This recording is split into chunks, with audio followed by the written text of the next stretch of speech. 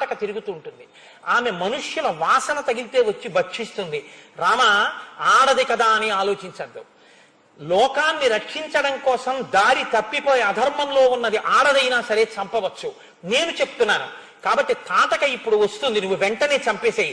నృశంసమృశంసం వా ప్రజారక్షణ కారణాత్ పాతకం వా సదోషం వా కర్తవ్యం రక్షతా సతా రాజ్యభార నియుక్తానాం ఏష ధర్మ సనాతనః. నృశంసమృశంసం వా, అది చెయ్యవలసిన పనైనా చెయ్యకూడని పనైనా చేసి తీరవలసిందే. ఏష ధర్మ సనాతనః. రాముడికి ఎప్పుడు ధర్మమే చెప్తాడు విశ్వామిత్రుడు. అది ధర్మం. ఎవరికి ధర్మమో తెలుసా? చంపడం. పాతకం వా సదోషం వా, అది పాతకమే కాని దోషమే కాని కర్తవ్యం రక్షతా సదా, లోకాన్ని రక్షించడం కోసం లోకాన్ని పాడు చేసే వాళ్ళని చంపాలి. కాబట్టి రాజ్యభార నియుక్తానాం ఏష ధర్మ సనాతనః. ఇది సనాతనమైన ధర్మం. ఎవడు రాజ్యభారమును వహించినటువంటి రాజున్నాడో ఆయన అటువంటి వారిని చంపాలి. కాబట్టి నువ్వు ఉత్తరక్షణం ఆ తాటకని చంపవలసింది అన్నాడు. అని రాముడి వంక చూశాడు ఏం చెప్తాడోనని. ఆయన ఏం చెప్పాడో తెలుసా అండి రామచంద్రమూర్తి? ఇది మనం ఎందుకు రామాయణం చెప్పుకుంటామో, మనం ఎందుకు రామాయణానికి వారసులమయ్యామో, రామాయణంలో విశ్వామిత్రుడు ఇన్ని చెప్పిన తర్వాత రాముడు ఏం మాట్లాడతాడో మీరు చూడాలి. ఏమంటే మీరు చెప్తే మాత్రం నేను ఇప్పటి వరకు ఎవరిని చంపలేదు, ఇదే బోణి, మొదలు పెడుతూనే ఆడదాన్ని చంపడం ఏమిటి, నేను ఇంకా మా నాన్నగారికి వాళ్ళకి ఓసారి సెల్లో మాట్లాడితే కానీ చంపడం కుదరదు, మీరు చెప్పారని చంపేలేను, ఏమో మీరు చెప్పింది నిజమో కాదో అన్నాడు అనుకోండి, ఇంకెందుకు గురుత్వం? బలామతి బలాం స్తదా మంత్రగ్రామం గృహాణత్వం అంటూ ఆ మంత్రాలన్నీ ఇవ్వడం ఎందుకు? కాబట్టి ఇప్పుడు రాముడు ఏమంటాడు? ఎందుకు చంపుతానంటాడు? మీరు చెప్పారు కాబట్టి చంపేస్తానంటాడా? ఇంకేమైనా కారణం చెప్తాడా? ఎంత గొప్పగా మాట్లాడతాడో చూడండి.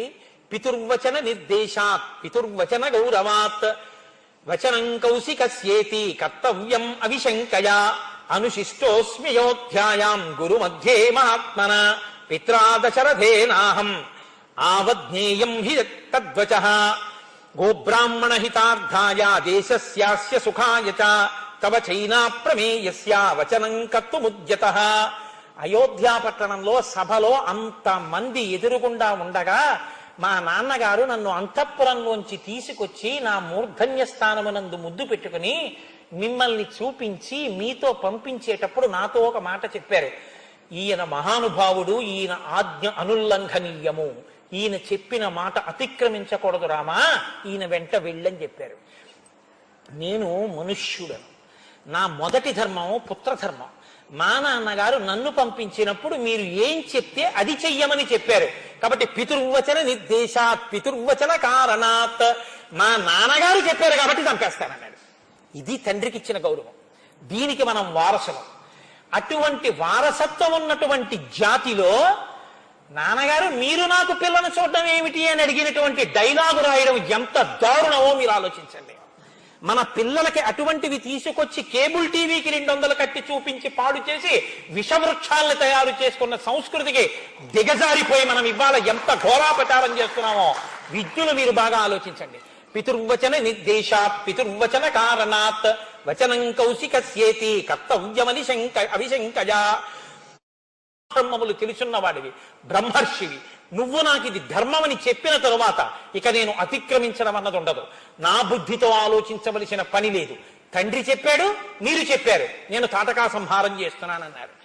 ఈలోగా తాటక చూసింది, పరిగెత్తుకొచ్చింది, మీద పడింది, రాళ్ల వర్షం కురిపించింది, మాయని పొందింది, అంతర్ధానమైంది, విచిత్ర రూపాలు పొందింది, కామరూపంతో ప్రవర్తించింది, అనేక విధాలుగా ఆయనతో యుద్ధం చేసింది. కానీ విశ్వామిత్రుడు అన్నాడు, నాయన అసుర సంధ్య వేళ దాటిపోతోంది, చీకటి పడిపోయింది, ఇటువంటి సమయంలో ఇంకా నువ్వు ఉపేక్షిస్తే రాక్షసుల యొక్క బలం పెరిగిపోతుంది, కాబట్టి ఆలస్యం చెయ్యకుండా ఇక బాణప్రయోగం చేసి సంహరించు అన్నాడు. ఆమె గబగబా పరిగెత్తుకొస్తుంటే ఏమైనా మారుతుందేమో చూస్తాను, ఈమె యొక్క గమన శక్తిని నిరోధిస్తానని కాళ్ళు చేతులు తెగ్గొట్టాడు. అయినా సరే మీదొచ్చి పడిపోతుంటే లక్ష్మణస్వామి ముక్కు చెవులు కోసేశారు. అయినా ఆమెలో మార్పు రాకుండా వచ్చి మీద పడిపోతుంటే పిడుగులాంటి బాణాన్ని వక్షస్థలం మీద ప్రయోగించారు. ప్రయోగించగానే తాటక గిలగిల తన్నుకుంటూ అరణ్యంలో పడి ప్రాణం విడిచిపెట్టింది.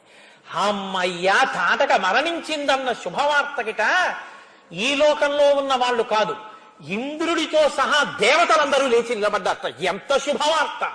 తాటక మరణించింది. ఇంతకన్నా శుభవార్త ఏమిటి?